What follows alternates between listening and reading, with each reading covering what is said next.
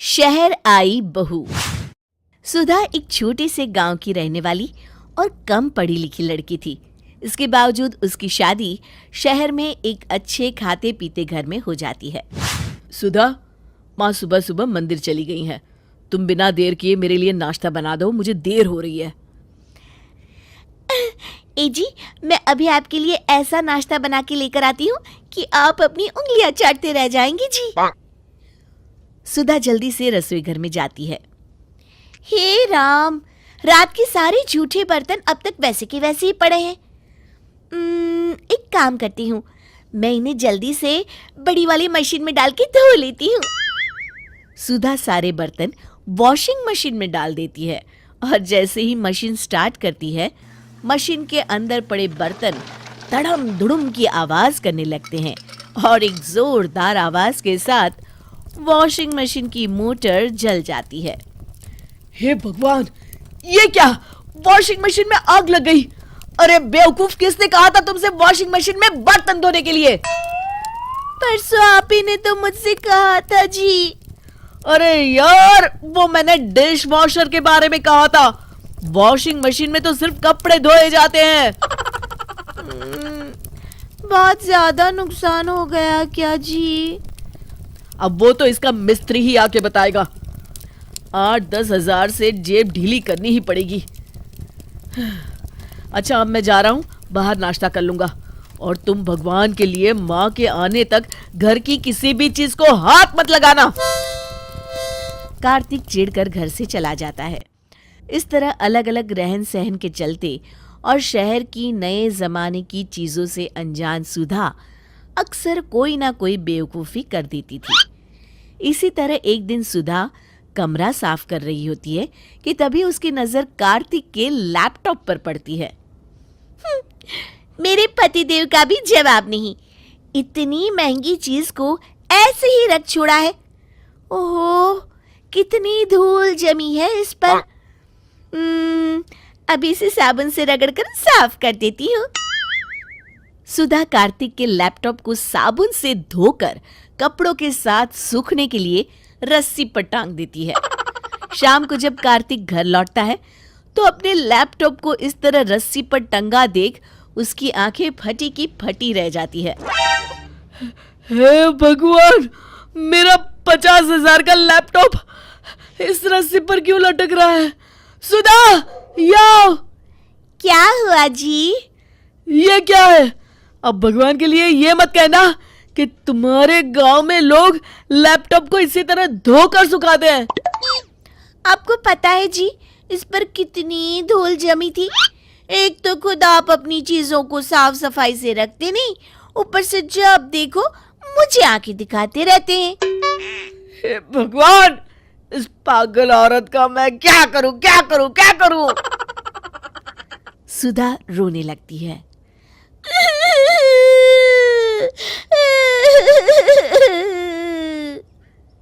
तभी वहां सुधा की सास आ जाती है।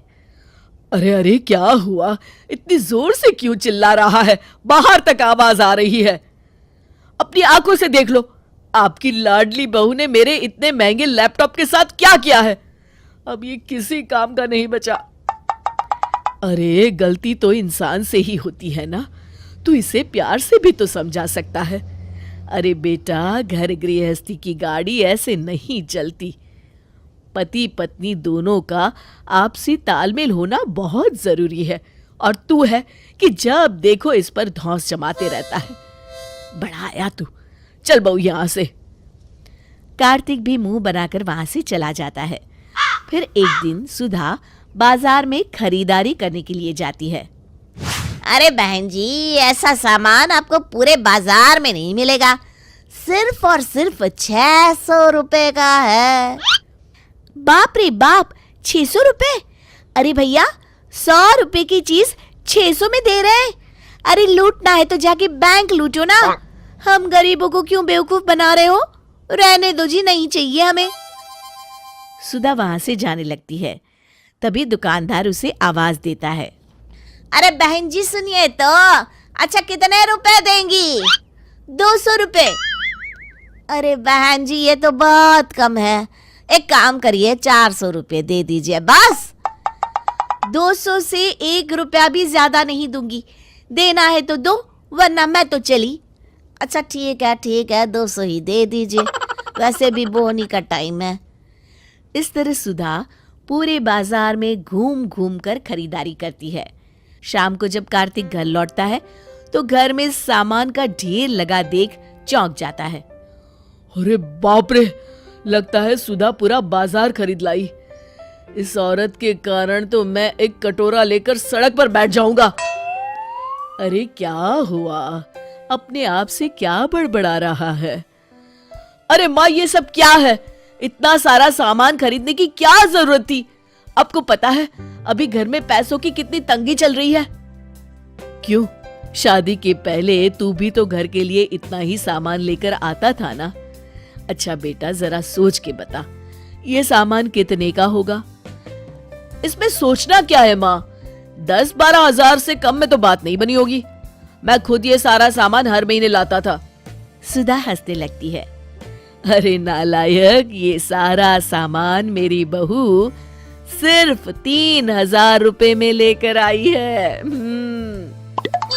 क्या? हाँ, तुम मजाक कर रही हो ना? इतना सस्ता सामान सुधा कैसे ला सकती है? अरे बेटा, सिर्फ इतना ही नहीं, बहू ने तो हर महीने बचत कर करके तेरे लिए नया लैपटॉप भी खरीद लिया है और तू हर महीने दुकानदारों के हाथ बेवकूफ बनकर 2-3 हजार की चीज 10-12 हजार रुपये में ले आता था। माँ, सिर्फ ज्यादा पढ़े लिखे होने से कुछ नहीं होता।